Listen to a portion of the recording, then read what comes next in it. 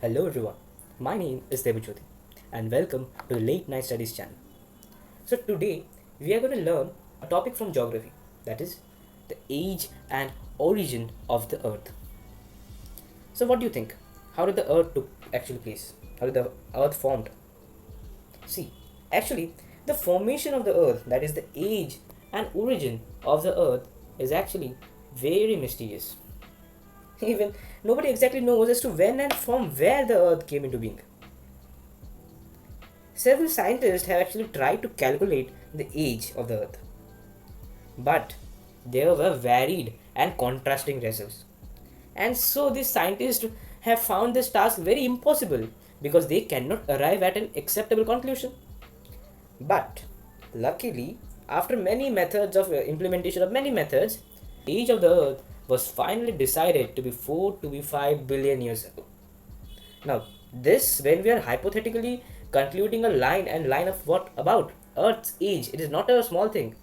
Then there should be some methods, there should be some proofs on which we are considering the age of the Earth to be 4 to 5 billion years ago. Now let us see on what are those methods or the what are those proofs on which the Earth's age was concluded to be 4 to 5 billion years ago. These include tidal force, sedimentation, rate of erosion, salinity of the oceans, and radioactivity. Let us now all learn in detail and in a easy and lucid way. Okay, so first comes the tidal force. Now, from the name only, what we can understand tidal and force. Now, this what tidal is actually related to sea, or ocean, isn't it? So there must be some connection between this water, between this method. So what is that connection? It states, and we all know actually, that our moon actually formed from earth. Okay, and at the time of formation it was very close, the moon at the time of formation of the earth was very close to earth. Okay, this is earth, this is moon, was very close to earth, and hence there existed a high increased tidal force. Means at that time, suppose this is the earth, the water level were at its maximum peak because the moon was very near to it, and that's why the moon, due to its energy, due to its pull factor, is pulling the water of the earth. Now as the moon began moving away from the earth, slowly it began moving away from the earth, the earth's water or the tides began reducing. Okay, it slowly again began reducing. So what we have seen in this all process, we have seen that the water level, in the presence when the moon was very much close, had risen to its maximum peak, and when the tidal, at that time the tidal friction was also maximum, but as the moon moved away from the earth, the tidal friction reduced, and so does the water level. Now if we consider the rate of reducing friction, if the rate of this reducing friction is calculated, means in at which rate the friction is reducing, or at which rate this tidal force is decreasing, then only we can able to calculate the age of the earth, which came to be later 4 billion years or 4,000 million years. Okay, so this is the main concept. By the way, this is the first method. Actually, there is also the presence of a second method. So this is the simplest tidal force. Next we are going to go into the second method of tidal force. Okay, so this is the second method. So according to this method, scientists have studied the tides and rotation of the earth, and thus came to a concluding line that moon is moving far away from earth at the rate of 13 centimeter per year. Okay, now from the current distance of the earth from the moon is actually 3,84,000 kilometers away.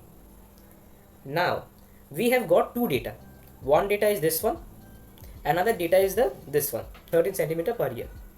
So the current distance is 3,84,000 kilometers away from the Earth, and the Moon is actually moving 30 centimeter per year. Now at this rate, the Moon would have taken 2.95 billion years to move to its current position. Then later, the scientists actually concluded that since Earth is older than the Moon, because first the because the first the because the Earth was formed prior than the Moon, because we came to know that the Moon was formed from Earth, so Earth has to form before the Moon. So when the Earth formed before the Moon, they approximately say that Earth's age will be 4 billion years ago. So that's the second method of tidal force. Now next, we are going to the another method called sedimentation. Sedimentation. What is it? See, actually, the sedimentary rocks are deposited by various agents of denudation like water, wind, snow, etc. This process of sedimentation continued ever since the earth started cooling down and is still on, and this process of sedimentation is still on, and hence the thickness of the sedimentary rocks and annual rate of thickening also increased. Means what it is telling. For example, this is the earth's surface. Now so for example, this is the water river. Now they have brought sediments.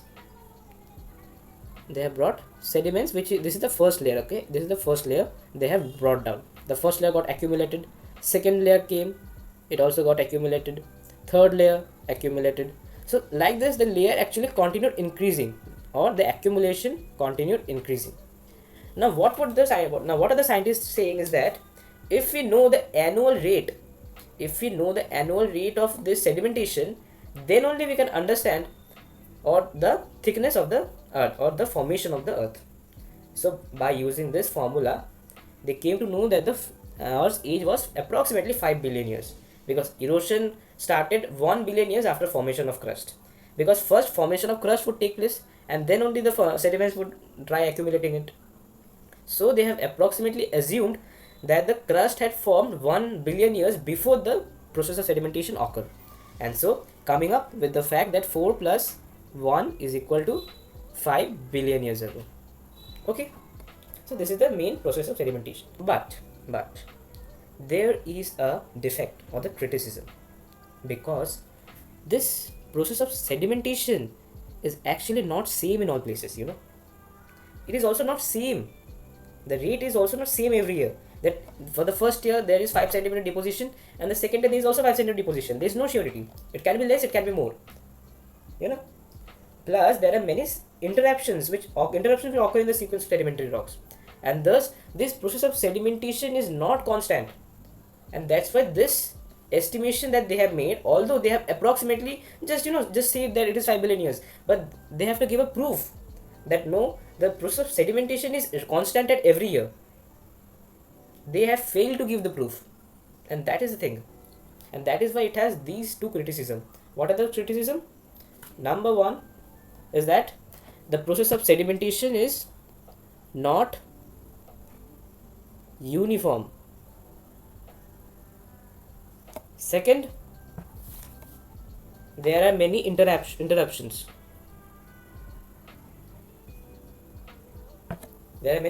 So these are the two criticisms. Next, now we are moving to the rate of erosion. Some geologists actually have their opinion that the age of the earth can be calculated on the basis of erosion of landmass. It is believed that the continental landmasses are continuously eroded by exogenous or denudational process. Exogenous means something or any process which is happening outside the earth, outside surface of the earth. Okay. They say that if we are able to find out the total amount of denudation of the surface material till now and the annual rate of denudation, then the age of the earth can be calculated. But this is also a rate of denudation or rate of erosion. The previous one also was rate of sedimentation. Both kind of have a same function or the same criticism, because they are non-uniform, they are non-constant, and there can be also many interruptions. interruptions. Non-uniform, why? Because the rate of erosion is not constant, is not uniform in every year, in every time. So the scientists cannot actually find out that this is accurate. This deposition that I have got as my sample is the deposition from the 5 centimeter per year. There's a difference between 5 centimeter per year. The moon is moving from the earth at 13 centimeter per year because it does. But this rate of erosion is not same. This rate of erosion is never the same. So it is non-uniform. Plus there are many interruptions occurring in between this process. So we cannot, just tell it or say, approximately we can tell this thing. It needs to have a certain amount of proof, certain amount of generalization, certain amount of base in the claiming something, base in concluding something. Next, now we are moving to the fourth method, that is salinity of the oceans. Now, what does this word salinity means?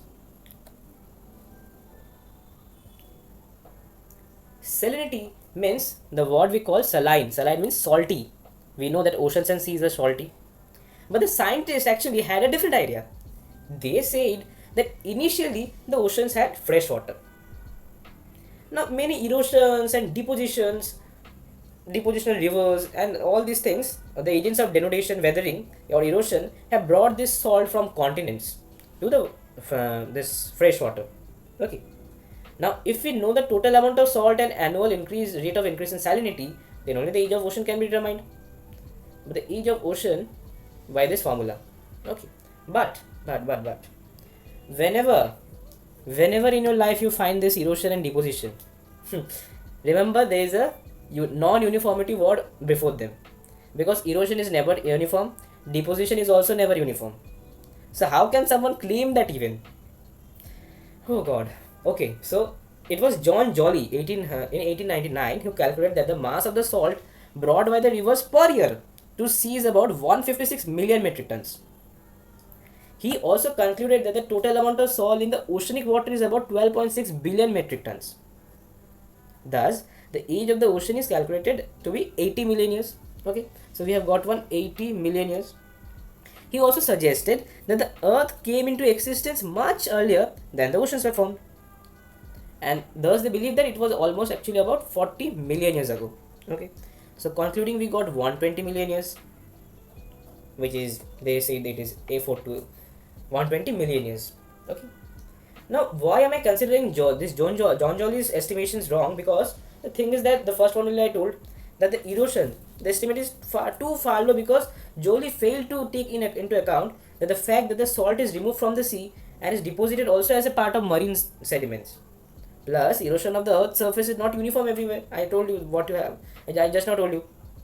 And plus, even the convection currents rising in the core of the earth, convection currents like this, hot water going up, cold water coming down. So this convection currents also sometimes rising in the core of the earth also bring some salt with them. So it is not salt only from continents. There are also salts from the convection currents of the sea also, which John Jolly neglected.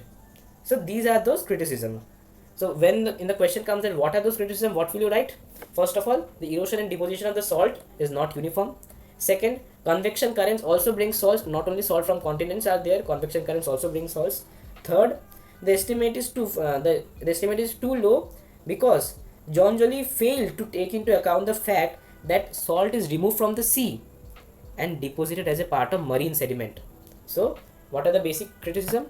Marine sediments, then comes that non-uniform, and lastly the convection currents. So these are the criticisms. Next we are moving to the topic called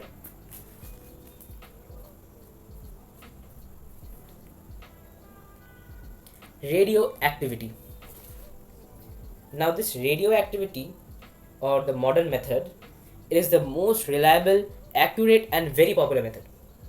It was discovered by Marie Curie in 1903. Marie Curie is very famous, very famous person, scientist. Okay, so she actually found that radioactive elements disintegrate and generate heat. For example, uranium and thorium. These two chemical compounds have to be by heart and memorized. Uranium and thorium, they are the most active elements which disintegrate and generate heat. Now Rutherford, founder of nucleus of an atom. Okay, Rutherford suggested that in 1904 that the age of the rocks can be calculated on the basis of radioactive elements. If we know the rate of disintegration of these elements and mass of the remaining elements, then only we can understand the age of the earth. They later say that the rate of disintegration expressed as half-life period. For example, uranium loses half of its mass in 4.6 billion years ago, and from this, the age of the earth was estimated as 4 to 5 billion years. See, all coming to the fact to understand that the age of the earth is 4 to 5 billion years ago, or the age of the earth is 4 to 5 billion years. Imagine